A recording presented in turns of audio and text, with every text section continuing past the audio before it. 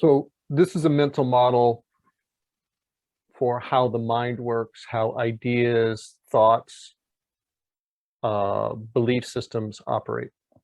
And I'll use as my mentor Miguel Ruiz talks about in the Four Agreements, talks about things in the mind acting and behaving the way of a parasite.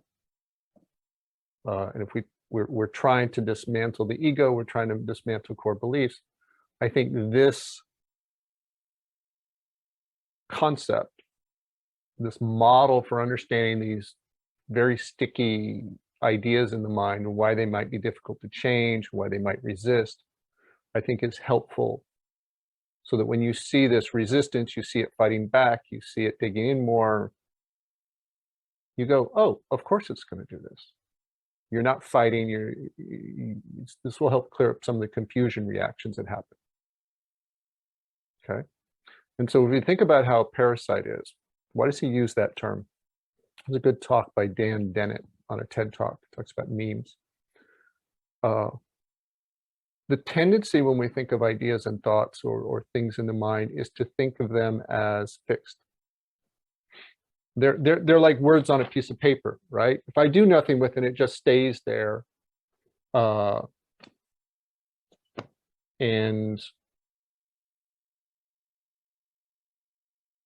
I'll look at it later, it's the same words. Okay? That's not what happens in the mind. What happens in the mind, things in the mind are alive. Let's think in this model, ideas are alive. Because sometimes you get this idea and it's like, get all excited about it. You get a song playing in your head and it just keeps playing.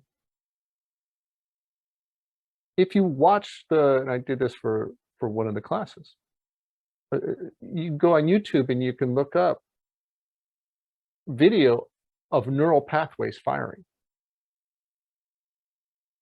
And you can see them growing when they fire and they connect and they're like, and then they're firing a lot more.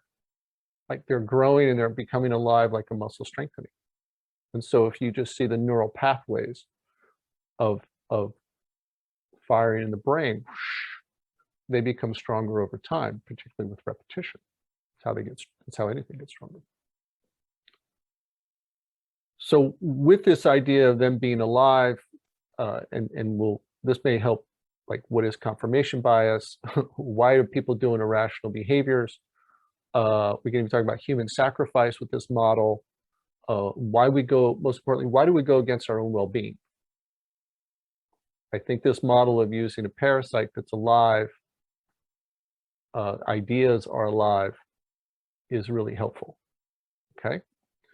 So let's think about how a parasite works. A parasite goes inside the host, affects the way the host makes a choice, thinks about things, decides things, and its behavior that benefits the parasite, doesn't benefit or even sacrifice the host. There's a fluke example. There's a parasite that goes inside somewhere in the brain of an ant and drives that ant to go balance itself on the very tip of a blade of grass. Why do that? Because on that top tip of the blade of grass, where it's the highest, it's most likely to be eaten by another animal like a sheep or a cow, which is where that parasite needs to go to get to the next stage of its life cycle. And so it takes over the host. The ant has no business, to benefit to be on the top of a blade of grass. Like that's not where ants hang out. That's not what they're doing to help the colony and to help their survival, but it's balanced. But when the parasite takes over the ant hangs out on the top of this tip blade of grass, trying to stay there for a sheep or cow to come by. Maybe it's falling off. It's like the parasite's controlling the host for the detriment of the ant, because the ant's going to get eaten. That's not good for the ant, but it's good for the parasite. So this is the way a parasite controls the host. just through little neural pathways pushing things around. So if we look at our ego mind, our belief system, functioning the way a parasite functions, these ideas are operating on their own behalf and not for us, or not for us as consciousness, not for this human body as us, not for the well-being of our emotions to make us happy. All right, so when we say it's not working for us, we can look at it in different dimensions, like whether we're identified with the body or consciousness or just even our own happiness. Okay, these ideas or programs of beliefs are operating to not just maintain their own survival, but grow, strengthen. I mean, what does any living thing want to do? It wants to grow, strengthen, propagate. So an idea, whether it's a fearful idea or a judgmental idea, is trying to become stronger in your mind. And so when you say, well, I don't want to be judgmental anymore, how does the judgmental program of beliefs respond? Well, it might say something, well, that's stupid. How is it responding? It's being judgmental, and it wants you to believe that not being judgmental is stupid. Because if you believe that, you have reinforced the idea that it's stupid or that you're stupid, and therefore you're being more judgmental and you're acting upon the idea of being judgmental, and it's reinforced and you're going along with it. Okay? When you see even that belief, oh, this is a really judgmental thought, and you see it with awareness, see, now, being separate as the observer, looking at that, say, judgmental thought, what happens when you do that, because you're applying the practices? Well, that idea, the judgmental thought or the judge, the inner critic, doesn't have any power, and it's going to dissolve over time with that kind of level of awareness. The idea, and this is how you kill an idea, is to observe it with awareness and to bring like your laser focus attention, and that idea pops. You know, people ask, well, how do you kill an idea? That's kind of a nifty trick, isn't it? Well, you have yourself separate from the idea, detached from it, observe it with awareness, and hold it in a way that you see this isn't true. You don't have to do anything with the idea, but there's a lot of things you can do to keep it going and make strength in it. Like you identify with it, you attach to it, you believe those thoughts, you adopt its perspective, you act on it. That will reinforce the idea. Okay, so those things that move you separate, observe it with awareness, with your attention on it, dissolve it. What also reinforces an idea is hating it. Putting lots of attention on it. This is so stupid. I hate that thing. I can't stand it.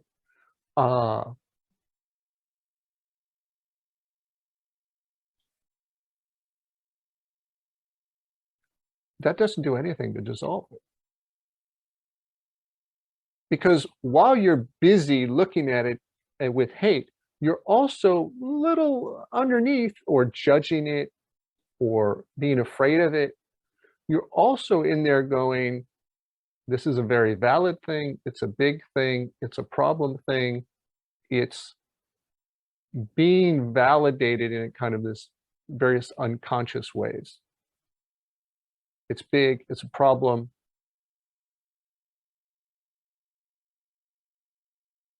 Okay, that are more subtle, that are below the surface of the narrative. Okay, but if you really see it with awareness, and you go, this is an idea. It's not important. I give it no power of mine, no emotion, no investment, no attachment. There's nothing holding it in your mind. But if you're attacking it, you are holding it in your mind. You're like, I'm going to wrestle with it. I'm going to fight you. It's like when you're grabbing your arms around it. Right? I'm going to give you lots of attention that you're a big thing, and in a way you're unconsciously supporting it.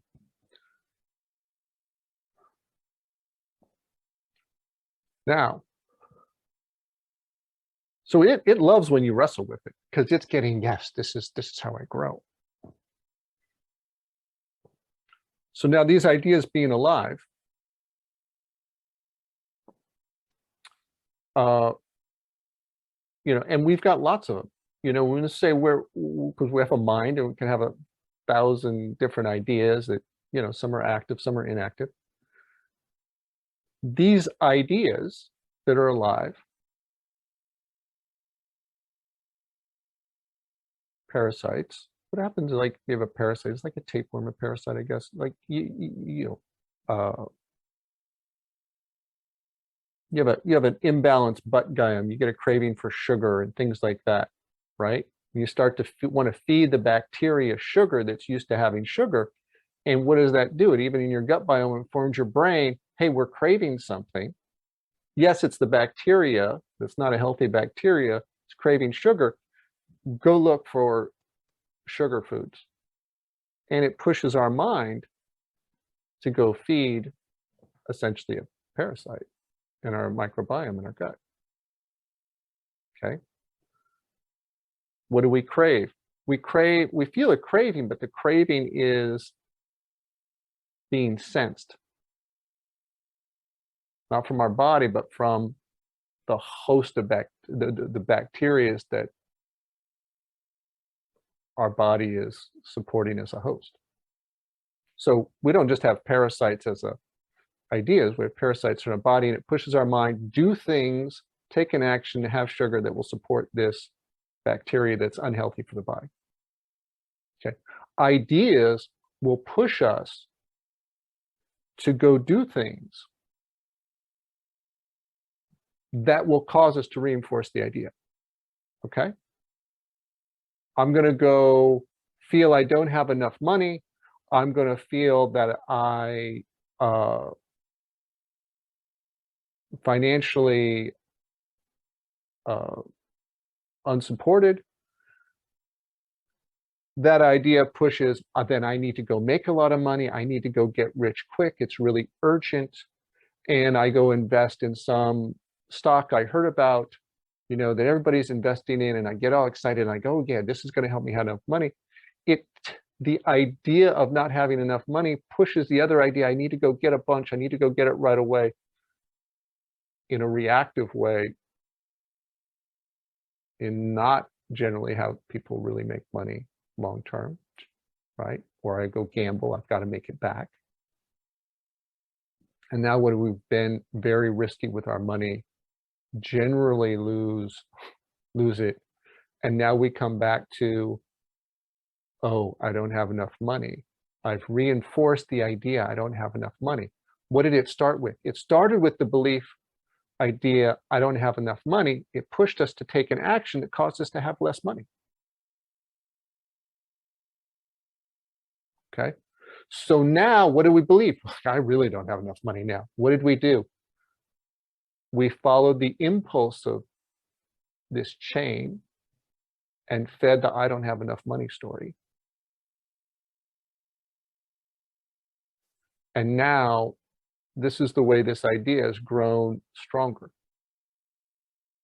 And this is why one of the things we did on the cleanse is, when you were in that process, what did we do? We starved a bunch of these ideas. We starved the sugar parasite in our body and cleansed it. And also we cleansed the part of our mind that says, I need to eat that, I need to drink that, I gotta have that. It's like, no, we made a really disciplined action and we're gonna starve that idea that's pushing us to put unhealthy things in our body. So, and one of the things you do, like, oh, I get really clear that idea is separate, I'm separate from the idea, and it helps dissolve it. Okay? So another thing about ideas is they look for a certain environment. And by environment, a person's mind is the environment.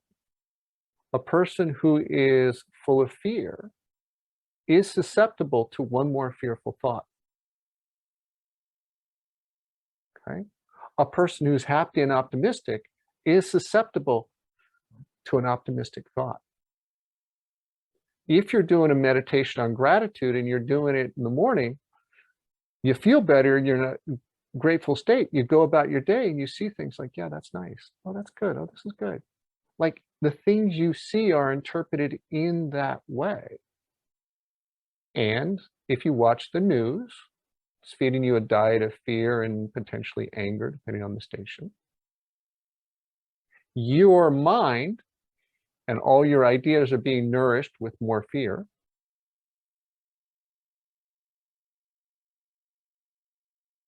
And you're open to watch the news the next day when it brings up the next topic. Here's another fearful story. It's like, I'm ready to absorb it. I've got room because I've built this huge environment to have more fear. Or we could say, the ideas have made a big space for more ideas that are like them. Because we're like, when I say that you were doing this, we have to say, well, like, are you doing this, or are the ideas doing this to you? You know, who wants to watch the news?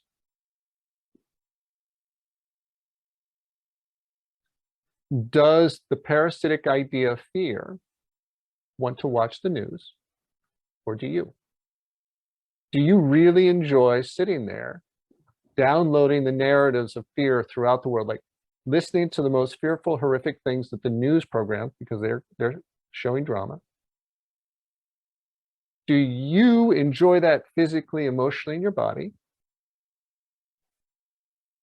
Or do the ideas of fear get fed that way and strengthen their environment? Who is being nourished with that content? Fearful ideas, or you and healthy emotions, right?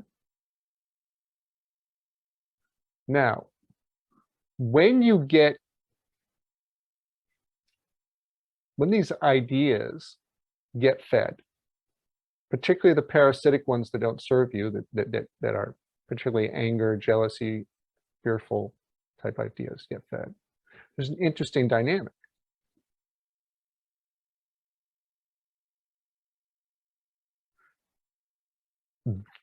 So after watching the news, after getting in an argument, after venting, there can be a good feeling. You watch the news like, oh, now I know what's going on. It feels satisfying. I got the complete story.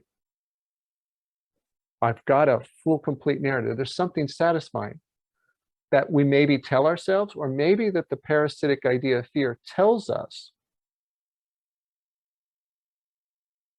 that it feels because it just got fed. It's like, oh my God, I just had the best meal. Oh, I got so, like, we could feel the satisfaction that the parasitic idea feels, as well as its craving. And it's informing us that it was like, is it us that feels satisfied, or is it feeling satisfied?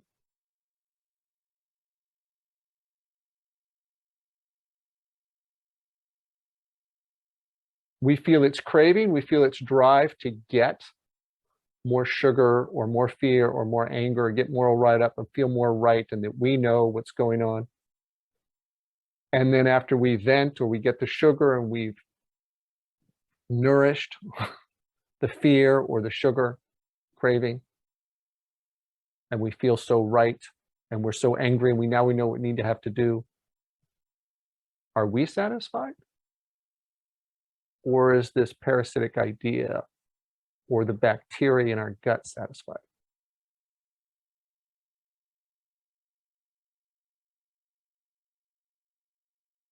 Right? And when we, so this is how a parasitic idea leverages our mind to serve it instead of us. And if we look at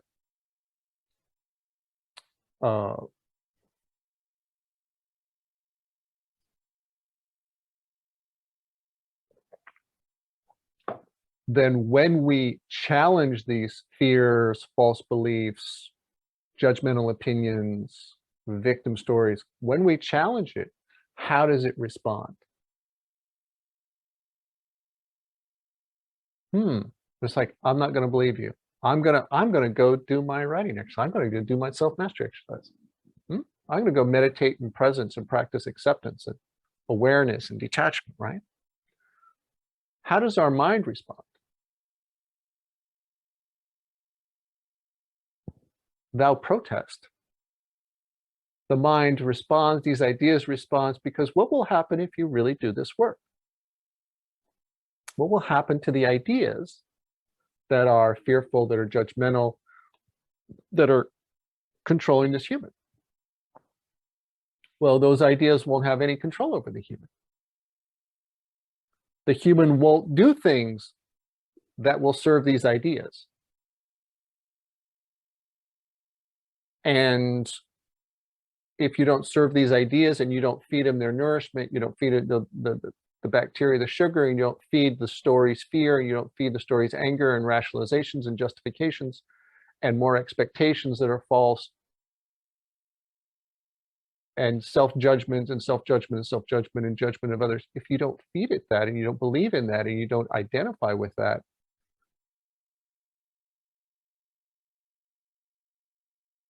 what happens to anything that doesn't get fed?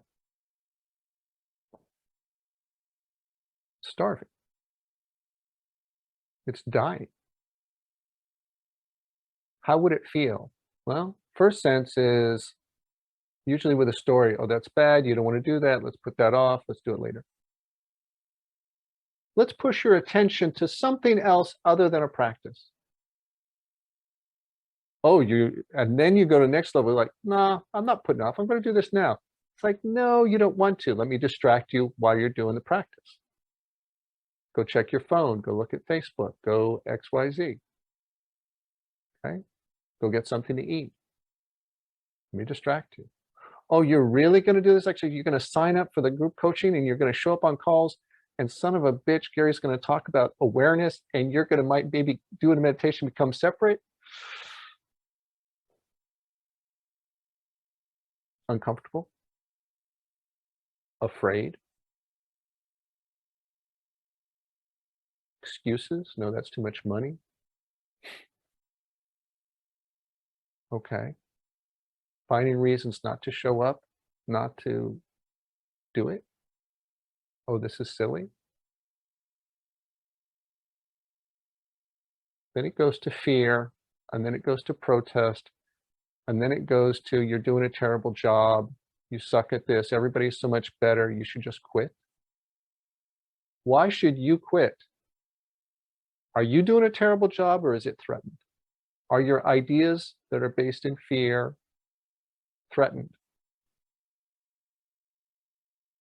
And it doesn't think that you're really doing a terrible job, but it's going to try and tell you anything and everything that will try and get you to quit. Because if you quit, if you don't do this exercise, you don't do a practice, it can go, oh, yeah, that was such a good decision. That was such a good decision. I didn't do that exercise, and I didn't do the coaching, and I didn't do the practice, and I didn't do the course. Oh, yeah, that was the right decision. It feels incredible relief when you didn't do something that went against it. And oh, by the way, you will feel its relief, and and if you are identified with it, you will believe that you made the right decision.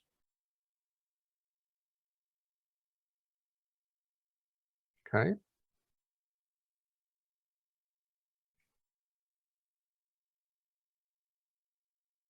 So now if a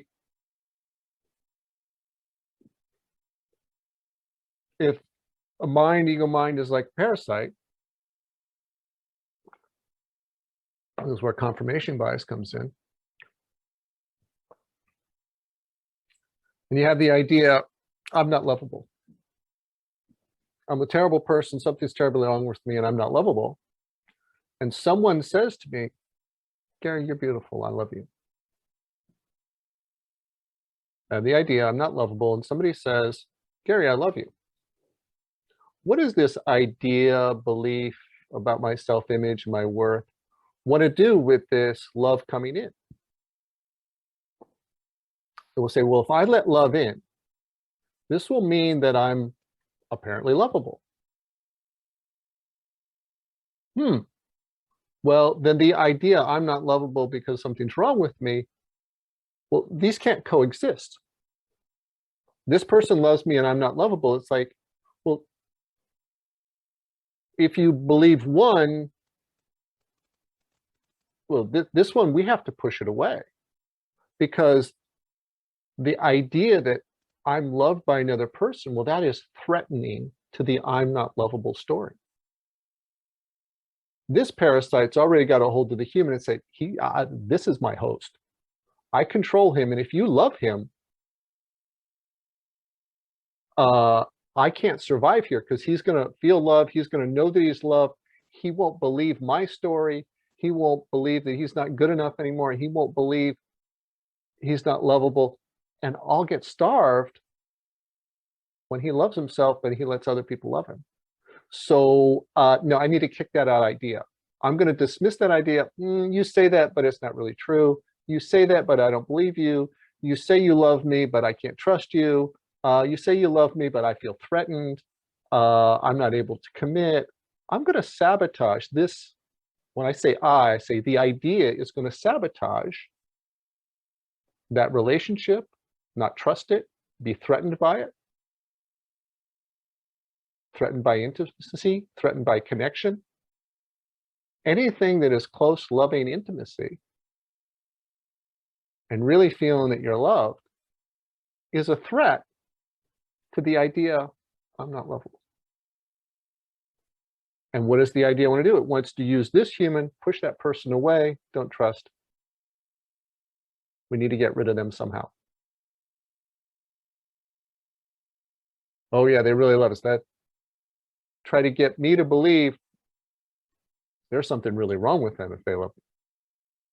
I need to really check.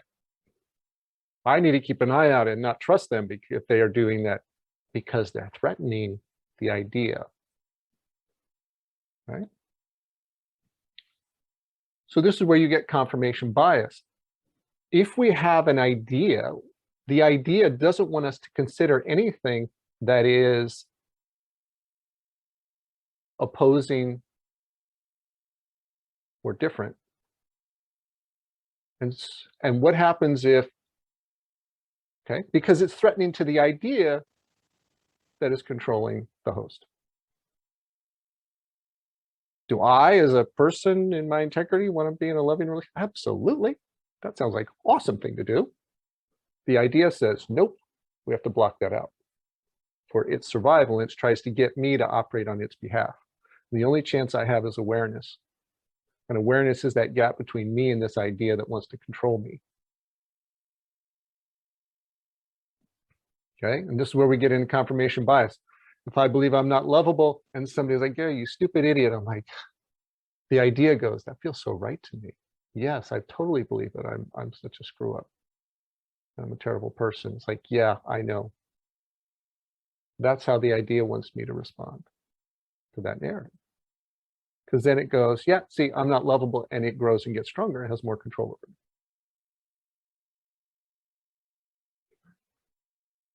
So it looks for like ideas, even if they are painful and self-rejecting and hurtful, because it supports the parasitic ego structure of the belief that exists. It serves the parasite mind and not the human, and certainly not consciousness. All right. So, and this goes further, because you look at this parasitic, the ego mind is a parasite, it's a living dream, it's alive in the mind. Then you start to see that, like, the mind can make up its own ideas, and ideas can give birth to ideas, right? Oh, I'm not lovable. There's something wrong with me. We have that idea, and then we're like, oh, then we just start having that idea grows more ideas and gives offspring. So they probably don't like me either, and they probably don't like me.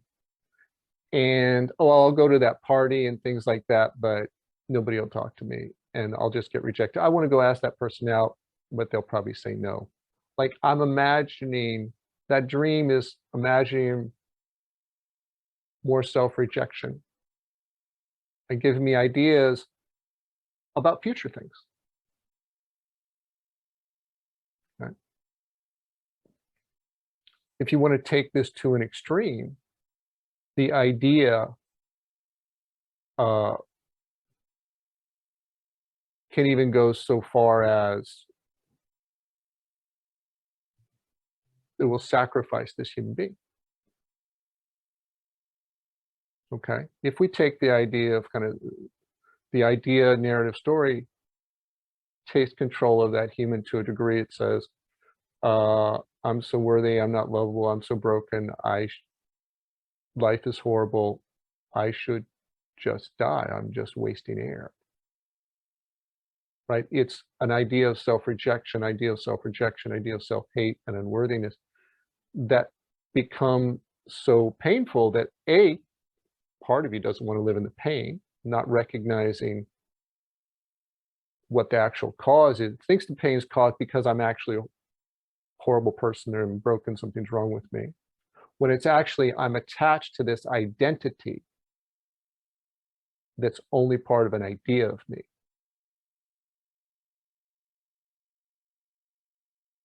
And so that's the difference between having awareness and not having awareness. You have awareness, like, well, that's the ideas of me, but that's not me. But if you don't have that awareness, the nerve can go, yeah, it's not even worth living. What happens when a person takes their own life, right? So many people know about it. And the idea of taking one's life is now spread around to a lot of other people. And what often happens when someone takes their own life is there can be other people around that do that also. Okay. It's like the idea is even spread when the human being is sacrificed.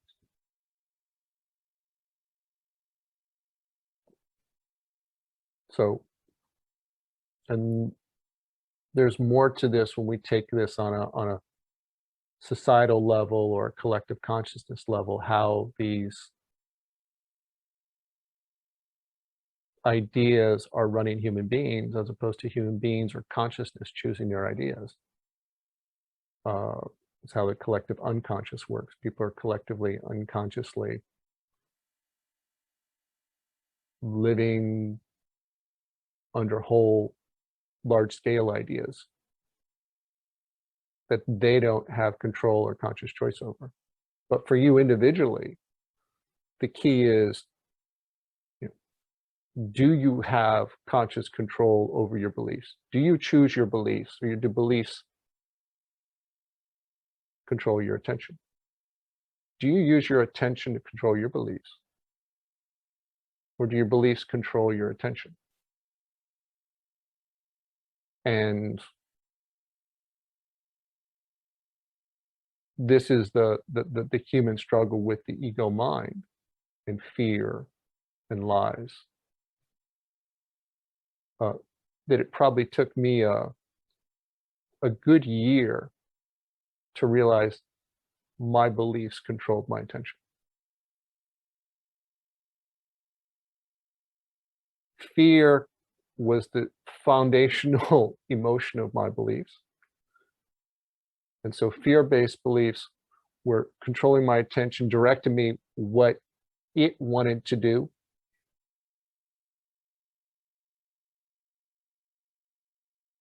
And I was overall following. And realizing that I had to take a very serious commitment to say, I want control of my attention, and I want to use it to control and decide my beliefs and my emotions. So this is the framework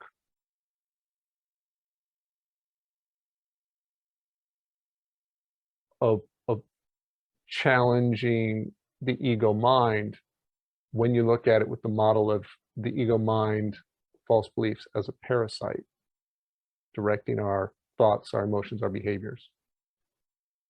Okay, and I think it's very helpful when you see sometimes the struggle to make changes, how we like try to do something, but we get sabotaged. Oh, I'm going to make this commitment. I'm going to write and do my exercises so much or my meditation so much.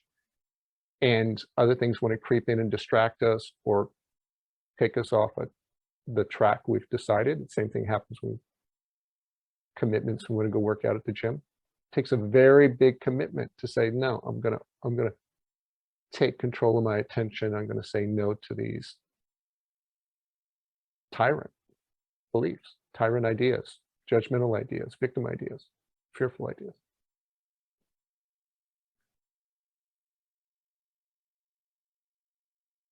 And this is why Miguel in the Four Agreements, he says, okay, you need to make a declaration of war. He's like, you have to take it very seriously. It's like, or else the belief system and this collection of ideas will negotiate themselves back in charge. But once you start to see how it really, you have awareness how they really operate, you're like, okay, no more. You make that commitment. You're like, I may not win, and this was my conclusion many times, like, okay, I may not win, but I have to try. Okay, because I don't want to live under the tyranny of this for the rest of my life. It's like whatever progress I make will be better than none.